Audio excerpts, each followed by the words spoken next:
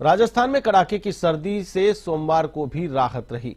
जयपुर, कोटा, उदयपुर समेत कई शहरों में दिन का तापमान अधिकतम 25 डिग्री सेल्सियस से ऊपर दर्ज किया गया। दिन और रात के तापमान में बढ़ोतरी का ये दौर जारी रहा।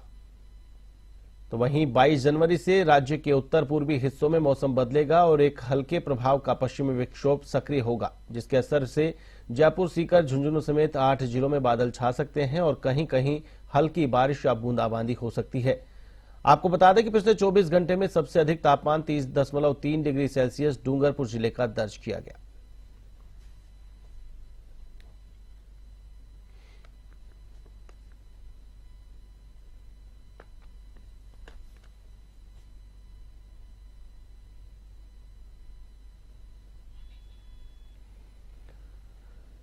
मौसम का मिजाज बदलने का अनुमान मौसम विभाग ने जताया है। आपको बता दें कि फिलहाल सर्दी से राहत मिली है, लेकिन फिर से आसमान में बादल छाने और कहीं हल्की तो कहीं तेज बारिश की संभावना व्यक्त की गई है।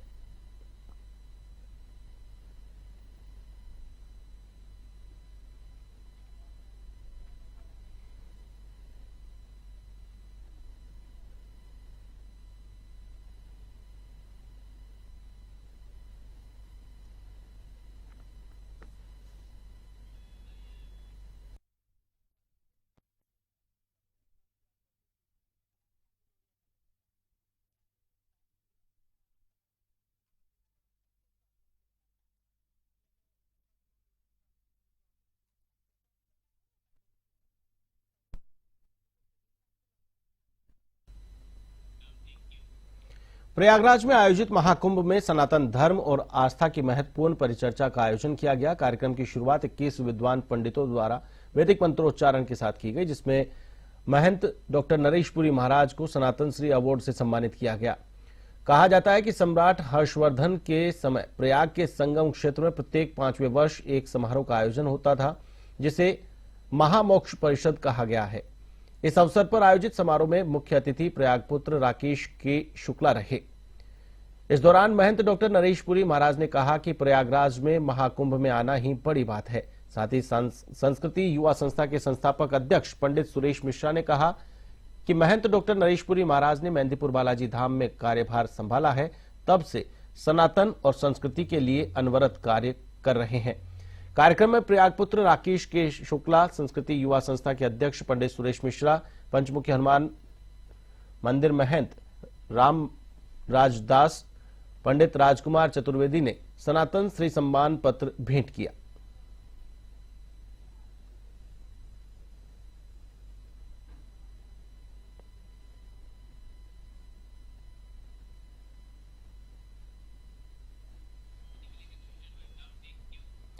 रतनगढ़ पुलिस थाने में शव के साथ धरने पर बैठे ग्रामीणों का आंदोलन पुलिस व प्रशासनिक अधिकारियों के साथ हुए लिखित समझौते के बाद समाप्त हो गया। विधायक पूसाराम गोदारा के नेतृत्व में प्रतिनिधिमंडल की प्रशासनिक व पुलिस अधिकारियों के बीच वार्ता शुरू हुई। समझौते के पश्चात धरना समाप्त कर दिया गया। पुलिस और प्रशासनिक अधिकारियों के साथ हुई वार्ता में विधायक गोदारा के साथ साथ एसडीएम रामकुमार वर्मा, तहसीलदार सज्जन कुमार लाटा सहित कई लोग मौजूद थे।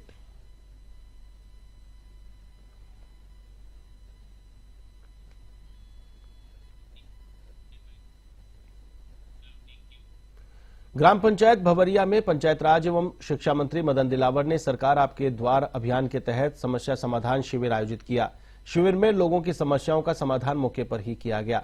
यहां चिकित्सा, शिक्षा, सामाजिक एवं अधिकारिता विभाग के साथ कई विभागों के अधिकारी कर्मचारियों ने लोगों की समस्याएं सुनकर मौके पर ही निस्तारण किया। कार्यक्रम की अध्यक्षता जिला शिक्षा अधिकारी के शर्मा ने की। इस दौरान मंत्री दिलावर ने संबोधित करते हुए कहा कि शिक्षा को और बढ़ावा देना है।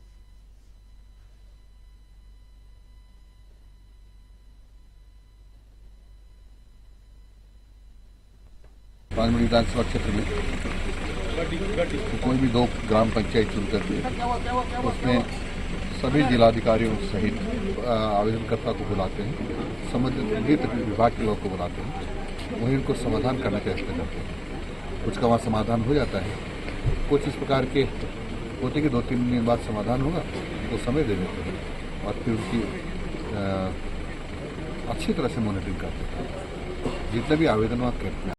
इंद्रगढ़ शहर में रात के अंधेरे में बेखौफ अवैध बजरी से भरी ट्रैक्टर ट्रॉलियां दौड़ रही हैं। संबंधित विभाग शिकायतों के बाद भी बेखबर नजर आ रहा है।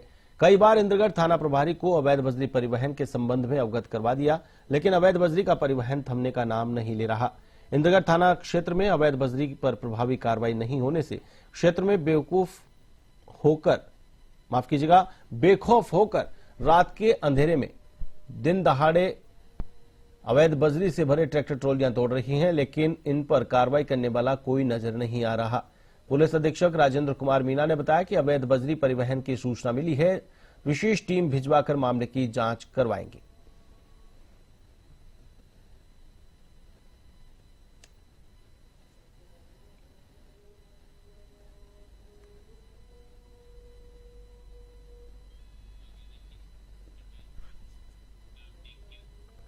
राजस्थान में सरकारी भर्तियों में फर्जीवाड़ा थमने का नाम नहीं ले रहा है। ताजा मामला फिजिकल टीचर सीधी भर्ती 2022 का बताया जा रहा है, जिसमें राजस्थान कर्मचारी चयन बोर्ड जयपुर द्वारा कराई गई भर्ती में फर्जीवाड़े का खुलासा हुआ है। इस पर धौलपुर जिले में तैनात 1 दर्जन फिजिकल टीचर्स को नियुक्ति के 16 महीने बाद बर्खास्त कर दिया गया है। ये लोग भर्ती में फर्जी दस्तावेजों से धौलपुर जिले के सरकारी स्कूलों में सभी फिजिकल टीचर नौकरी कर रहे थे। मामले का खुलासा होने पर शिक्षा विभाग में हड़कंप मचा हुआ है।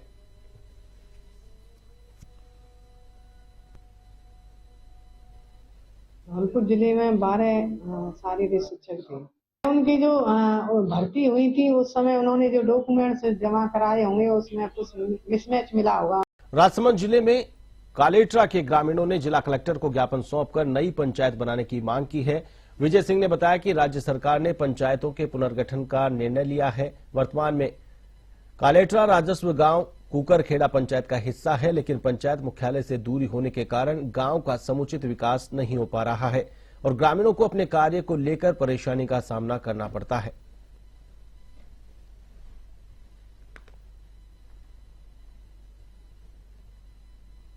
हम जो राज्य सरकार पंचायतों का पुनर्गठन कर रही है उसके संबंध में हम राजस्व ग्राम कालेट्रा को ग्राम पंचायत बनवाने के लिए आए हैं। हम राजस्व ग्राम कालेट्रा के सुनारकुड़ी के और उंडावासन के समस्त लोग आए हैं। उंडावासन वर्तमान में ताल ग्राम पंचायत में है, जो उसकी दूरी 8 किलोमीटर है, और तहसील देवगढ़ में है, जो उसकी 37 किलोमीटर दूरी है।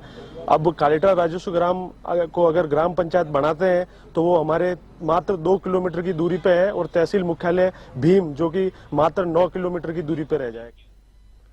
राष्ट्रीय स्तर पर आइस स्टॉक खेलने वाली मालपुरा निवासी रितिका सिंह अपनी मांगों को लेकर जिला कलेक्ट्रेट पहुंची, जहां उसने जिला कलेक्टर को ज्ञापन सौंपकर ज्ञापन में ट्रांसजेंडर रितिका ने खेलों में और ट्रांसजेंडर सर्जरी कराने के लिए राज्य सरकार से फंड की मांग की है। रितिका ने बताया कि वे राष्ट्रीय स्तर की आइस प्रतियोगिता में सिल्वर कांस्य पदक जीत चुकी है। नेशनल स्तर पर और खेलने की तैयारियों के लिए उसे फंड चाहिए।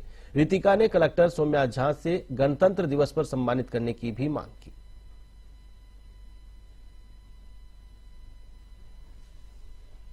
स्पोर्ट्स कैटेगरी में एक थर्ड कॉलम नहीं आया है ट्रांसजेंडर्स का, वो मेल और फीमेल ही है। तो मुझे जो मैं अभी नवंबर में गई थी, मुझे वहाँ पे इंक्लूसिव रखा गया, ना मेल में रखा गया ना फीमेल में रखा गया। 2 मेल थे और 2 फीमेल थी और मैं एक ट्रांस थी। एक 5 लोगों की हमारी एक टीम बनाई गई और वहाँ पे हमें ट्रांसजेंडर रितिका सिंह है, जो कि नेशनल खेला है इन्होंने, आइस स्टॉक एक गेम है उसके अंदर। तो यहाँ पे हम लोग आए थे कलेक्टर साहब से मिलने के लिए, उनको ज्ञापन देने के लिए कि उसके लिए फंड रेजिंग की व्यवस्था की जाए।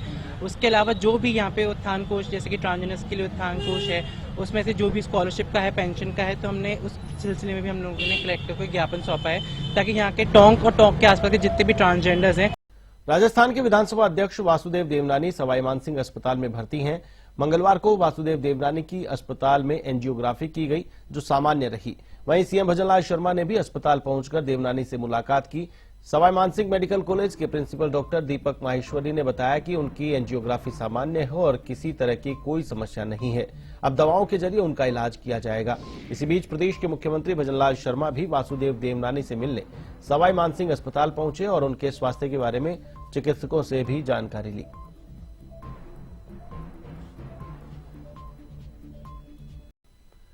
गुलाबी नगरी में एक बार फिर घरेलू नौकर ने बंधक बनाकर लूट की वारदात को अंजाम दिया। घटना जेएलएन मार्ग स्थित देवीनगर के AB 61 की है, जहां PM कोठारी निवास में रहने वाली बुजुर्ग महिला मंजू कोठारी ने कुछ दिन पहले ही एक नेपाली महिला सावित्री को घरेलू कामकाज के लिए रखा था। नेपाली महिला ने सोमवार देर रात करीब 11:30 बजे अपने अन्य साथियों को घर पर बुलाया। नौकरानी ने घर में मौजूद तीनों लोगों के साथ मारपीट की और करीब 7 लाख रुपए की नकदी और लाखों रुपए की ज्वेलरी लेकर टैक्सी के जरिए फरार हो गए। पुलिस ने मौके पर एफएसएल टीम को बुलाकर साक्ष्य जुटाए। वहीं पुलिस की कई टीमें आरोपियों की तलाश में भेजी गई है।